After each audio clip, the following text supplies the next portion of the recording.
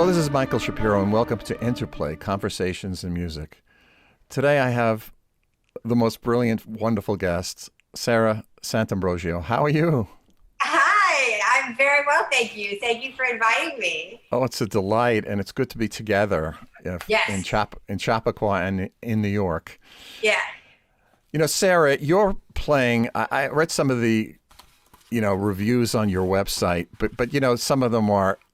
We all use these things on our websites, but I think it really applies to you when, we talk about full-bodied sound, instinctive musicality in your cello playing. It's really remarkable.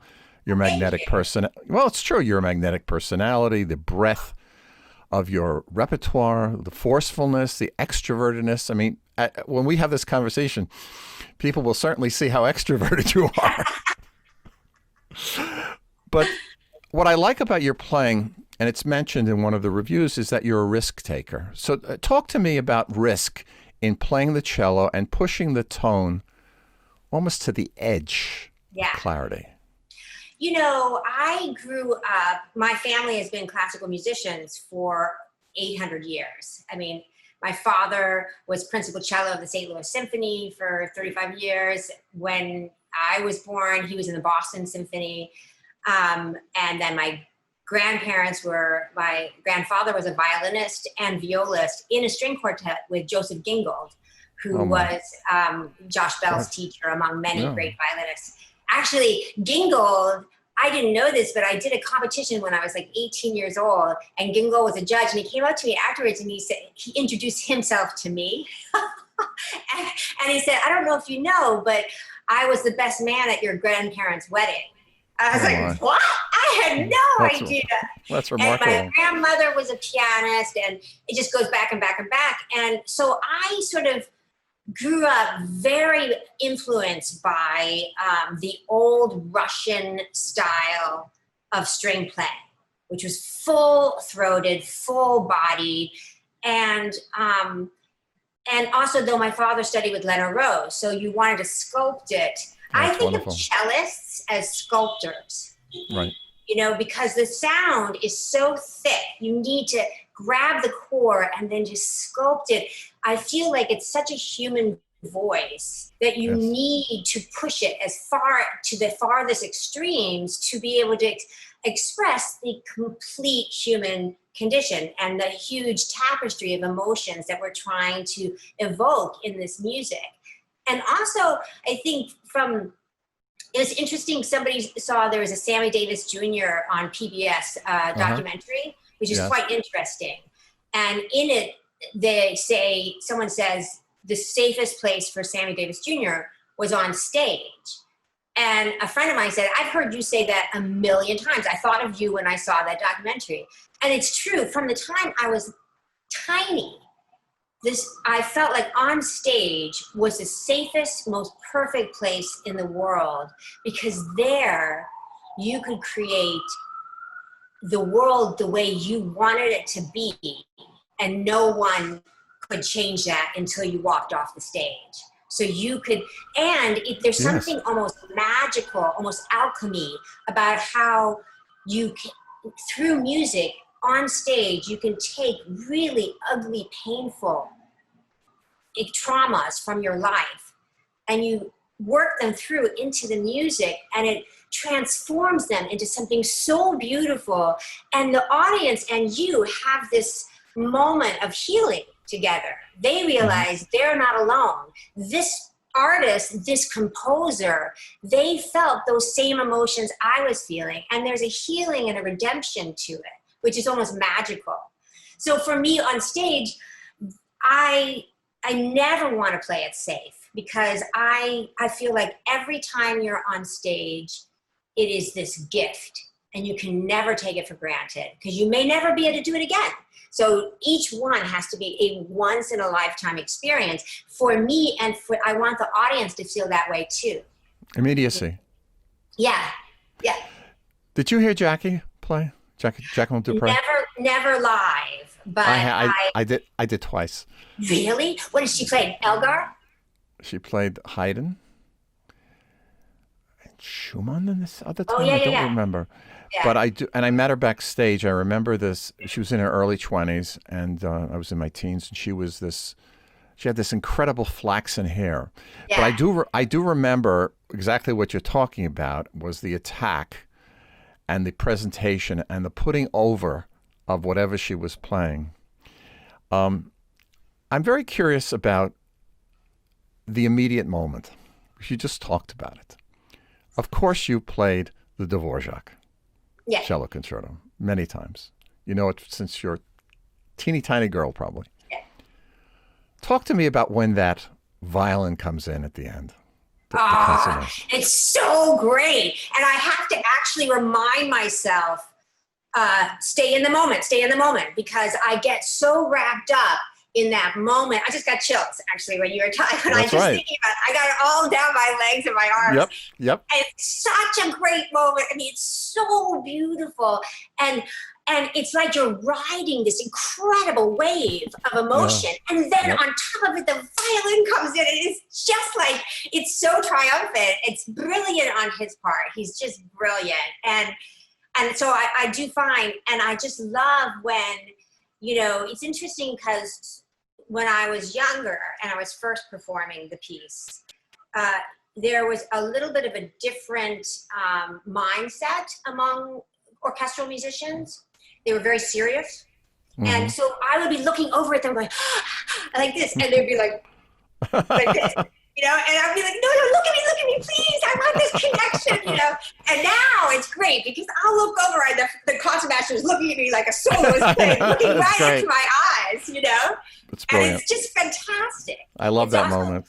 It's also like another moment that is just stunning of a duet, again, is the slow movement of the Schumann, which you just mentioned. And that is to me one of the most heartbreaking moments ever in music. It's true.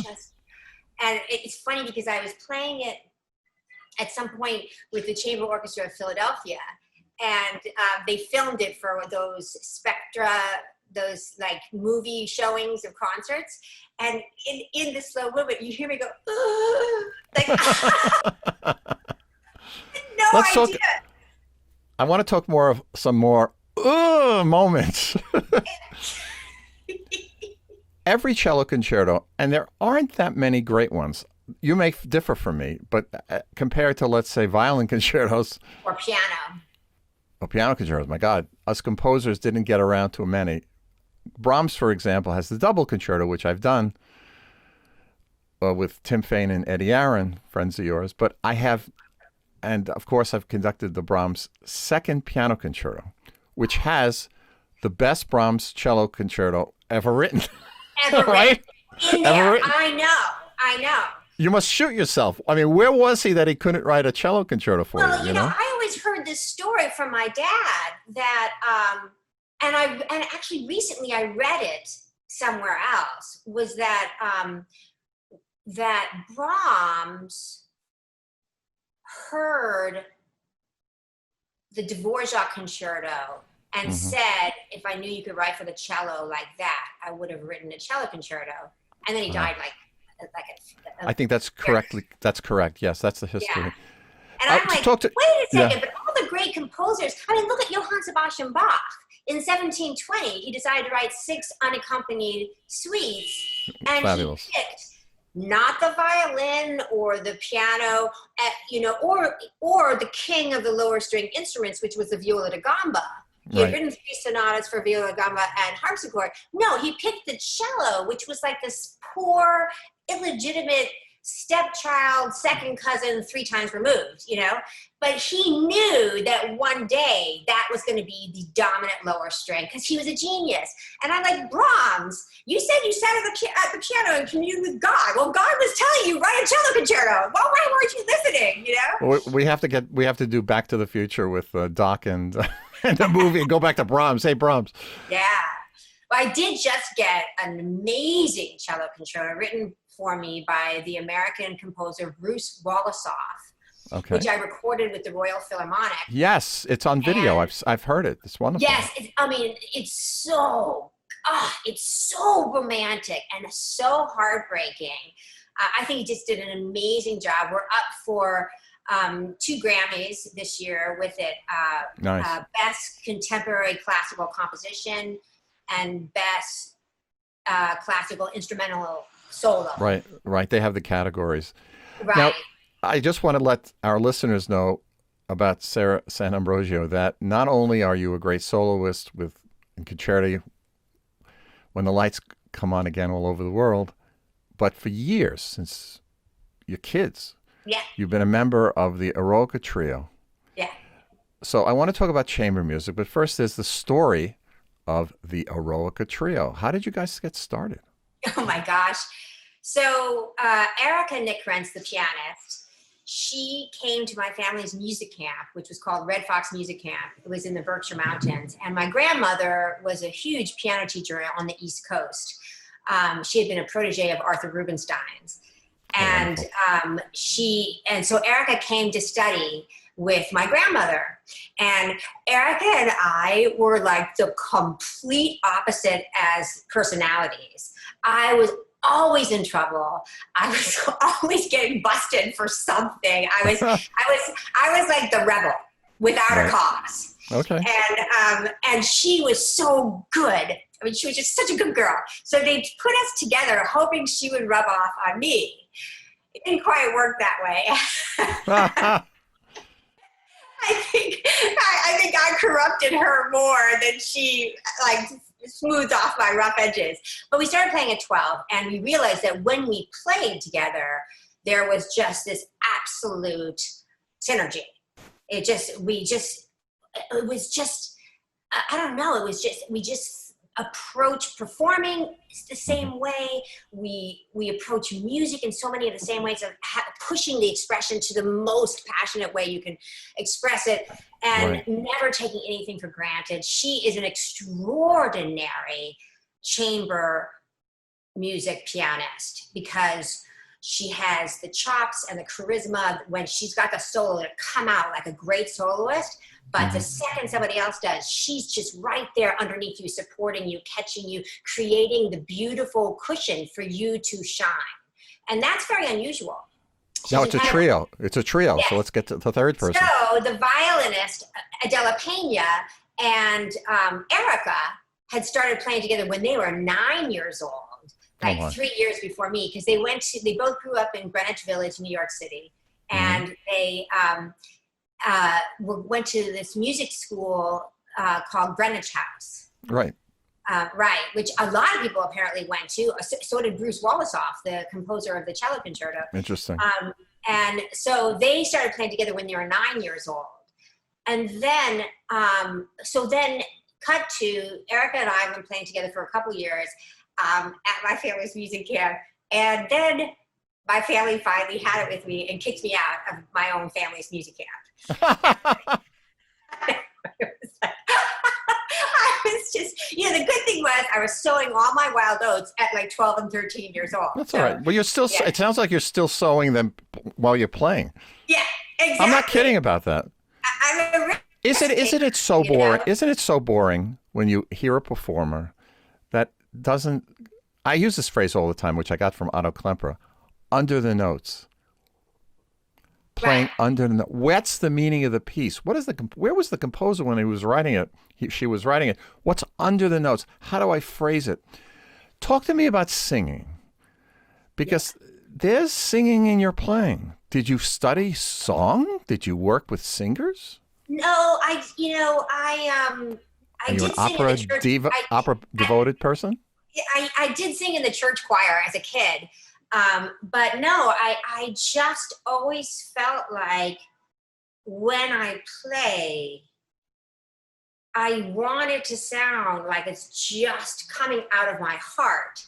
And there just happens to be a cello in between my legs. But that it's just, and so then, for me, if you wouldn't sing it that way, then you shouldn't play it that way. It's just,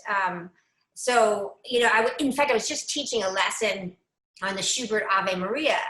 And I said, it sounds like you're taking a breath before the moving notes. No singer would ever do that.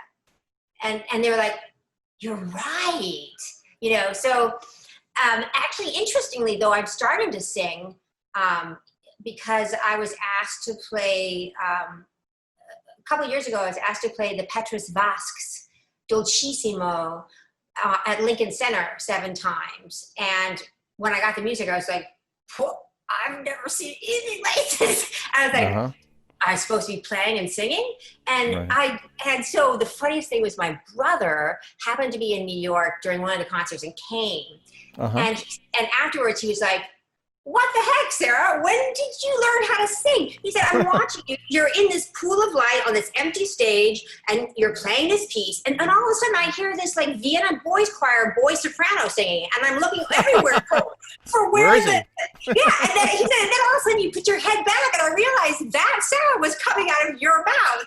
And I was like, yeah, I mean, I'm a musician. So you learn how to sing to evoke whatever it is that you're trying to do.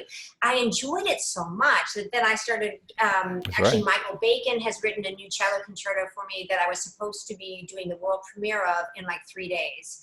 And actually right now I'm supposed to be in London performing the Elgar with Royal Philharmonic. And then 2 days from now, I was flying back to the States, and then next week doing the Michael Bacon. Of course, it's all canceled. Everything is on hold. I'm adding voice into stuff, and Michael put voice into it, and it's fun. It's just beautiful, and you can add all these things, But listen, you're a runner.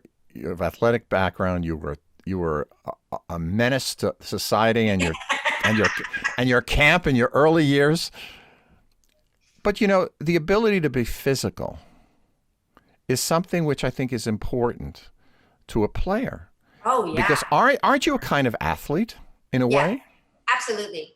I mean, I've talked about that many times, like in the press, like being a classical musician, you have to have the eye-hand coordination of Roger Federer. Right. You have to have the speed of Usain Bolt. You have to have the mathematical skills of Einstein, and then you have to be this charismatic performer like Meryl Streep, and you have to do it all simultaneously. That's right. Which is crazy. But I also think, the touring life, I've had, oh my gosh, I've 3 weeks after I gave birth to my son, I went around the world on tour with the baby. I've had decades where I was playing 150 concerts worldwide a season. So you're on the road constantly. You have to have a strong physical body to be able to sustain that constant pushing and lifting suitcases and cellos and running through airports, and then we know about cellos and airplanes. The big controversy. Oh my gosh, I know. I keep a PDF on my phone of the FAA ruling. But yeah, and I have to say, I've had less trouble than most people because I find you catch more flies with honey than vinegar. Yeah. So I come in smiling. I've done this a million times. Oh, thank you so much. And blah, blah, blah, blah, blah. And oh, yes, I can do this. And then, and so they kind of go, I don't even know what the heck. And I just walk right by. Let it through. I used to hide it. I used to be, before I bought my cello, which I have now, which is a really fine instrument, for the years, I had this orange New York cello. And I just couldn't spend the money on a plane ticket. So I would bring it in and they go, oh, you can't. I was like, oh yes, it's an oboe. Oh, and they'd look down the list. Oh yeah, oboes. And then I would just go in and pop it into through the wedge the door, or I would go into the bathroom, put it in the bathroom, and shut the door. Oh my God. Ay. We won't tell the FAA about you right now. Yeah, I know. I haven't done that for ages. Let's talk about preparation. We talked a little about Schumann, of course, Boccherini and Bach suites, and Elgar that you were going to play in with the Royal Philharmonic. Yeah. Oh, it's such a great piece. So much fun. Now, why is it a great piece? I feel like it's a great piece because it's unbelievably well balanced. It's each movement really builds to the next. It has exactly the right combination of pathos, of heartbreak, joy and hope and virtuosity. And it even has, like, the last movement has some serious, like, Spanish flair to it, Yep. which I think is because of the Spanish flu, because he was writing it right then. 1918. But yeah, so it allows you in a very succinct period of time. It's like 32 minutes long, 30, Yeah, maybe I've conducted it. I know the piece well. Yeah, it's so succinct in that he just encompasses this massive range in such a short period of time. It took Dvorak 45 minutes to do that, you know? And so I just find, like, there's not 1 second of wasted time. Yeah, that's correct. It's very concise. But let me talk to you about phrasing. You're a chamber musician first, other than the studying, from a very early age. And you played in orchestras, I know. You were in Juilliard, right? And Curtis, I think. Yeah. And you've done so-called crossover in the so-called pop world. You've done film. You've done all kinds of stuff. But when you approach a concerto of a serious nature, written, you know, right after or during the First World War by Sir Edward Elgar, during the Spanish flu period, which is a very different kind of approach than if you were playing the Haydn in C major. Oh, for sure. Yeah. How are you approaching this style? What are you thinking as you go into it? Well, it's interesting because that's an interesting question, because it's not really I'm thinking, because I've spent so many years. I mean, I've been playing music since I was 2. I started piano at 2. I was playing the 2-part Inventions by 4, you know, and of Bach. And then I switched to cello at 6, but continued playing piano until I was about 17, 18. But now I've completely lost it. I still sit down and play Bach on the piano because it's just, it's nothing. You're like Casals woke up that way. I know. And I put myself, after I finish my cello practice, I then go to the piano and play for like a half an hour of Bach. Wonderful. But it's a wonderful way to just, like, bring down the day and then move forward to the evening. Sarah, But I don't, yeah. Go ahead. Yeah, so first of all, there's like an artist palette, you know? So if it was Monet, it's gonna have certain colors that he's gonna have on his palette. And it's the same thing with periods of music. I'm gonna use a very different vibrato as my basic vibrato, though every single note I'm changing the vibrato depending on what that note is trying to tell the audience. Bravo. But that palette for Elgar is entirely different than for Bach or Haydn or even Beethoven. You know, and you don't even have to think about it anymore because you know what period you're in, and then you approach it with that palette that is just innate in you now, you know? Mm-hmm. And so to me, I don't know, something about music has always just spoken to me. Like, I just could see it. The second I'd see a score, I just knew exactly what I wanted to do with it. I would look at it and know without even playing it. I knew how I could see the architecture, and I knew exactly what I already saw what I wanted to do. No, it's obvious that you're playing. I just have a question though. When you have your background in chamber music, and then you get on stage and you do Schumann concerto with the orchestra, how is your chamber music extensive experience with Eroica? All these years, how does that inform your concerto playing, and reverse it? How does your concerto playing inform your Eroica playing? Yeah. Well, I have to say that I think that I have absolutely the best of both worlds. I think that when I play, Schumann concerto particularly, when I play Schumann concerto, that last movement is like a concerto grosso, really. Right. It's so much back and forth between the strings and the cello solo strings, you know, the violins, da da da da da da da da da da, you know. So that chamber music feel creates a tightness, and I'm reacting to them probably a little bit more so than most cello soloists who don't play in chamber music on a daily basis. Correct. That's right? Obvious. And it's obvious. And to me, that's like it's just it's so great. Like I can't imagine not. Like, it's, you know, and then with the trio,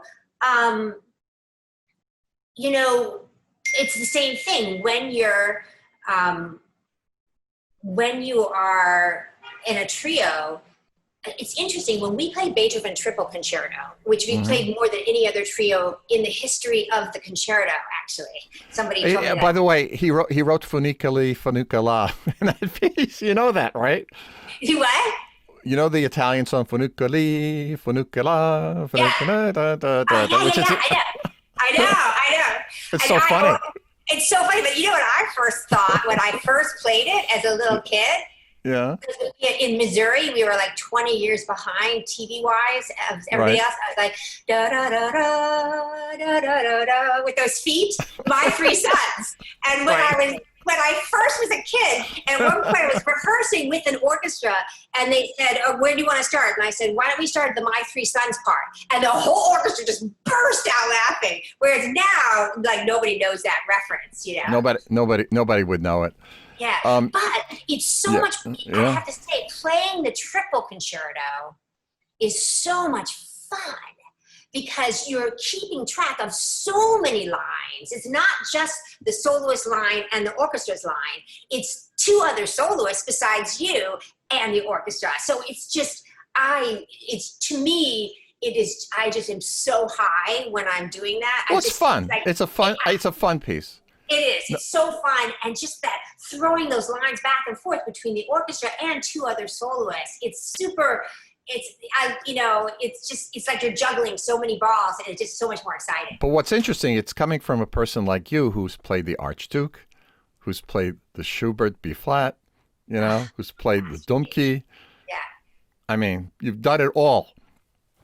Sara, to sum up a little bit, if we can, from Bach until the Wolosoff, talk to me about where you want the literature to go. Because you're one of the primary cellists in the world. Where would you like to see cello literature? Tell this composer and other composers who may be watching, where do you want this to go? You know, I always, as a kid, I so admired Casals and Rostropovich for commissioning so many works. I've commissioned a lot of music at this point and still continuing to commission a lot. The thing that basically I'm looking for is a piece of music that's expressing an emotion, if not more than one emotion. And sometimes when people deliver stuff, I look at it and go, it's not for me, because this is an intellectual exercise and there's nothing for me to sink my teeth into. And I can see it just looking at the page. Then I'll force myself due diligence. It's like when you're dating and you have a first date and you're like, no. I always say, okay, I have to make myself do a second date because I don't want to be just too judgmental. So when I get a piece of music, I look at it and go, it's not for me, because I don't see anywhere where I can start to pull out the humanity of mankind. I'll still force myself to dig into it and work it out, but I'm like, it's an intellectual exercise and it's not.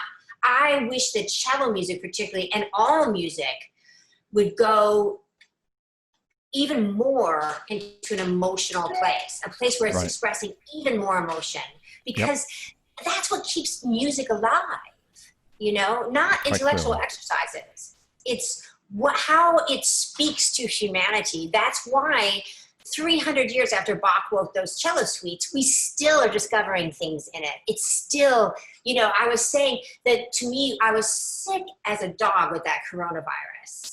And the second I could literally like drag myself out of my bed, I went to the cello and started playing Bach, because I knew that it was going to make me feel this hope for the world, this sense of mankind's perfection. And even though like my hands felt like they'd been run over by a Mack truck, I mean, I was in so much pain, I still found I was smiling as I was playing Bach. I was playing the fourth suite. You're not alone, by the way. You're not alone. When I was in hospital with it, to throw back another COVID story, what did I listen to? the beginning of the St. Matthew Passion.